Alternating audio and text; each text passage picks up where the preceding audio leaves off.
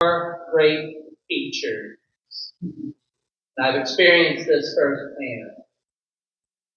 When I start getting too absorbed by some crisis going on in our world, or controversy in the church, my kids tend to notice.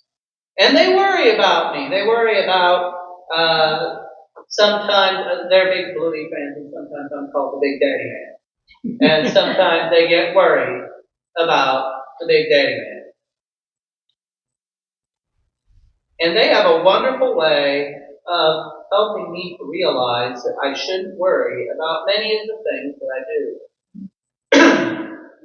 You see, something happens to us when we become adults. I don't know a different way to put it other than to say we sometimes get kind of dumb. We go chasing after all of the wrong things, usually something related to getting more wealth or more stuff, or more prestige, or just trying to win a perceived battle of some kind. And see, kids see past all of that stuff. Kids see past all of that stuff.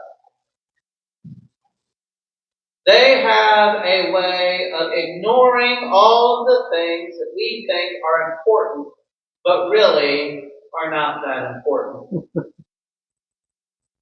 And when they can finally get our attention away from the things that the enemy simply wants to distract us with, they help us to see the things that really matter.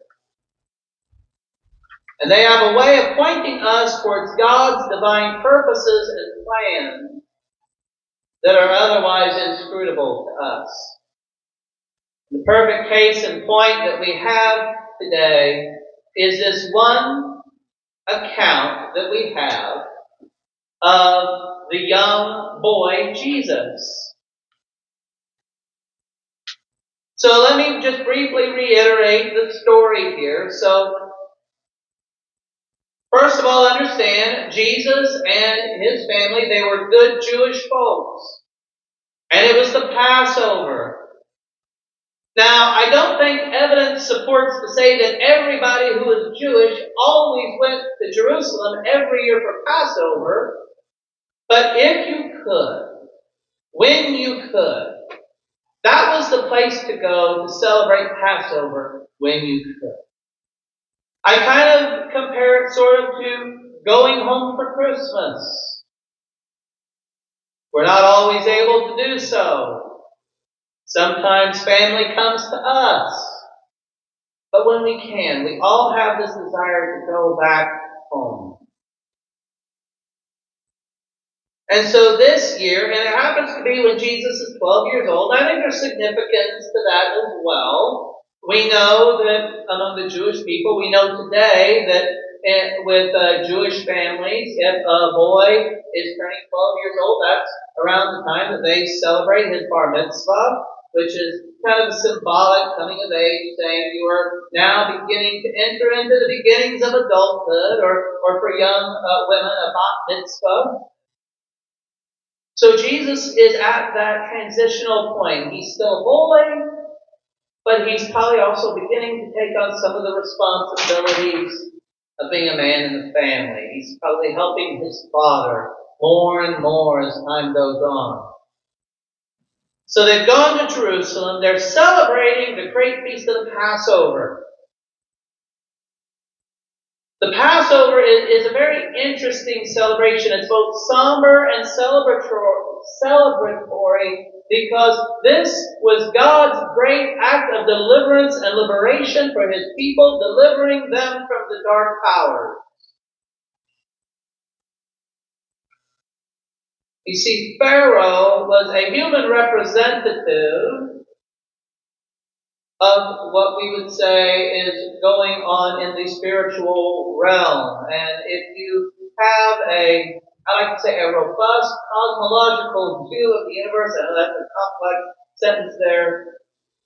The belief has been that what is going on in the earthly realm is a bit of a mirror of what's going on in the invisible realm. And that physical earthly powers, rulers, they're backed by things that we don't fully understand. I'm careful with the language that I like to use regarding them. There is intelligence there, and yet it's not human intelligence. We'll just leave it at that.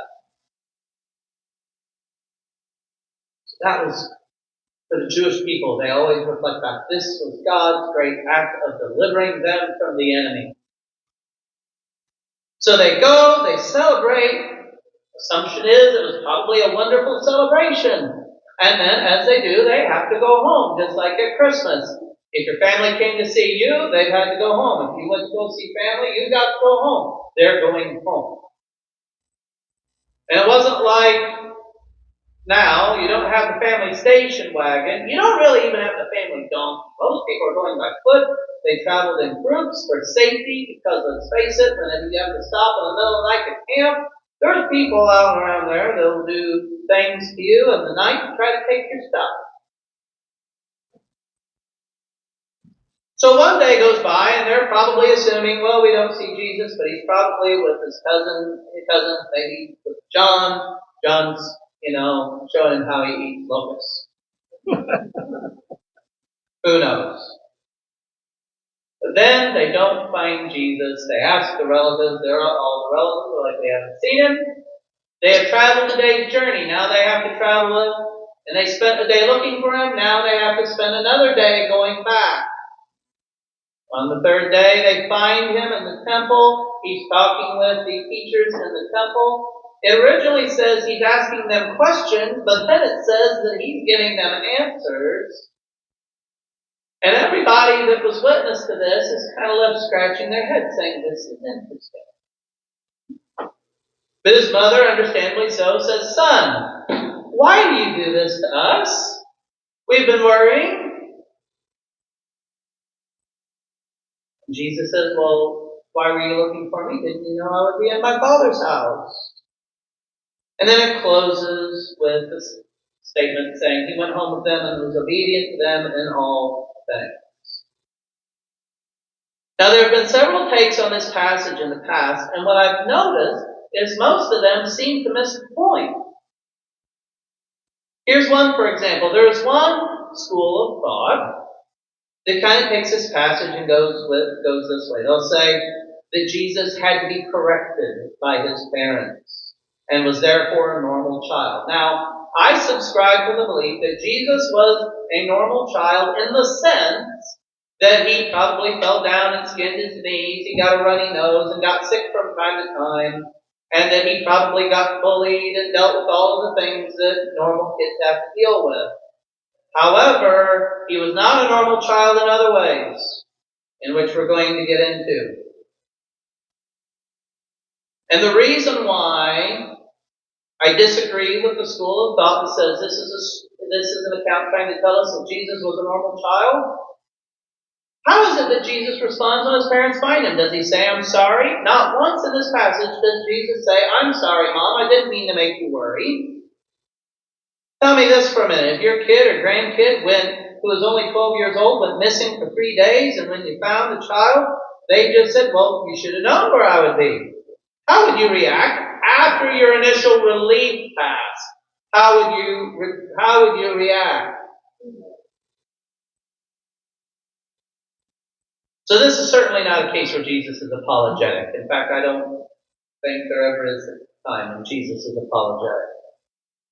Kind, yes, not apologetic. So there are some people then who pick up on this problem and they go a different direction and say that this is all about obedience, and they emphasize on the ending how it says that Jesus was obedient to them in all things afterwards. Well, obedience is part of the point, but I don't think obedience to Mary and Joseph is the point. It's a different type of obedience going on here. And now I'm probably getting some of you nervous. You think, well, where is it in this message that he tells our kids that they're supposed to be obedient to us in this? That's not in here. That's not the point. This has nothing to do with encouraging your children to be obedient. Now, don't get me wrong, and I'm looking at my two. Children need to be obedient to godly parents in order to grow to be the best image bearers of Christ that they can be. But that is not what this passage seems to be about at all. The main portion of the text could be summarized in another way. Just listen with me for a moment and try to think in your mind, not of the boy Jesus here, but just listen and think, what does this remind you of? I'm going to retell the account in a little bit different language. It's Passover, and Jesus and his loved ones always celebrated the Passover, and they were going to celebrate it this year in Jerusalem. The only place, if we're being honest, to celebrate God's liberating act for his people. And at the peak of the Passover celebration, after the great final day of the celebration, when everything reaches its climax, Jesus is lost. And he cannot be found by any of those that love him for 3 days. Do you get it now? Why were you looking for me? I had to be in my Father's house. Being in the Father's house indicates obedience, but a different kind of obedience. Obedience to the Father's plan for Jesus. Obedience to the Father's will. Some translations will say, didn't you know I had to be about my Father's work? You can interchange these. It's the same thing. Even as a young boy, Jesus knew where all this was going. Jesus knew what his purpose was, why it was that he came. He didn't just come on Christmas to make a beautiful scene in a manger. He wasn't just dedicated in the temple just to do the right thing. Because if you go back, the point of the sacrifice of the turtle doves is because it indicated that this firstborn son belonged to God. And if you look in the Old Testament, the firstborn of all lambs and cattle was sacrificed to the Lord.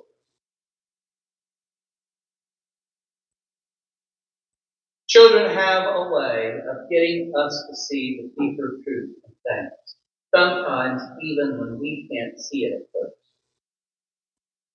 So here's a story about me. And a lot of times in my sermons, I'll either begin with a story or I'll have one in the middle, as in today.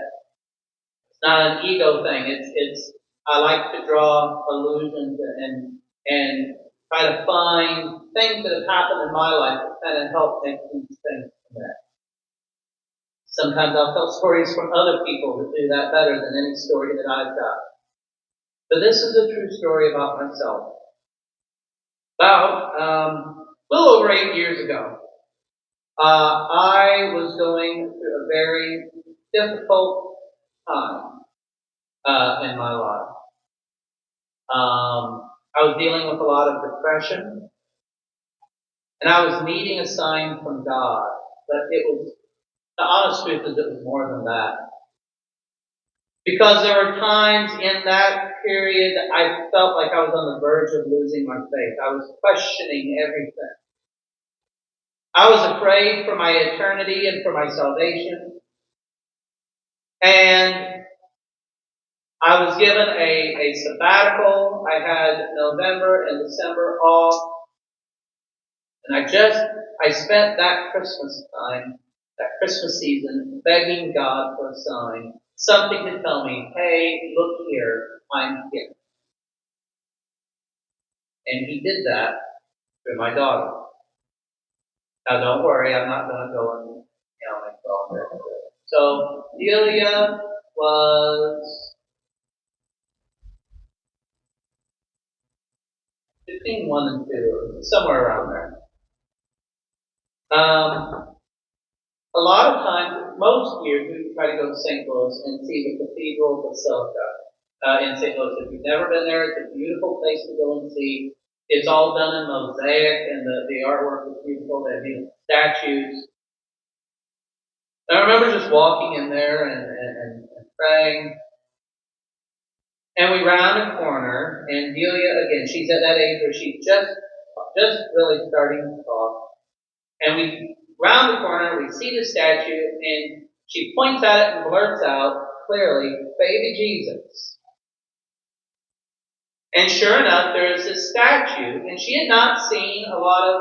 We had never sat down with her with a nativity scene and pointed out, okay, here's Mary, here's baby Jesus, and all that. But it was a statue of Mary holding Jesus, and she points at it with no one prompting her and saying, "Baby Jesus." Now, here is where it gets weird. Or, yeah. It was indeed a statue of Mary holding Jesus. A statue of Mary holding the dead crucified body of Jesus. She knew what a baby was. She had never seen this statue before. No one had said this is Jesus, but for some reason she points at it and says, "Baby Jesus."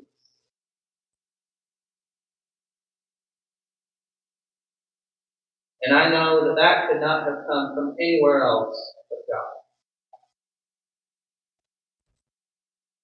So as we leave Christmas behind and as we go further into this new year that has just begun, remember that the birth of Christ only has meaning if we follow Jesus from Bethlehem, the temple in Jerusalem, to the villages in Galilee, back to Jerusalem again, and to the cross, and finally the empty tomb. The child Jesus is getting our attention. He's breaking our hypnosis by the things of this world and pointing us to where he is going, and likewise where he will take us. The new heavens and new earth that he is making for his beloved children and all creation. Remember what really matters as we continue in this new year. And don't be afraid to let a child break your concentration from time to time. God, you see, has a way of speaking through that to those who need to hear it. Amen. Amen. Amen.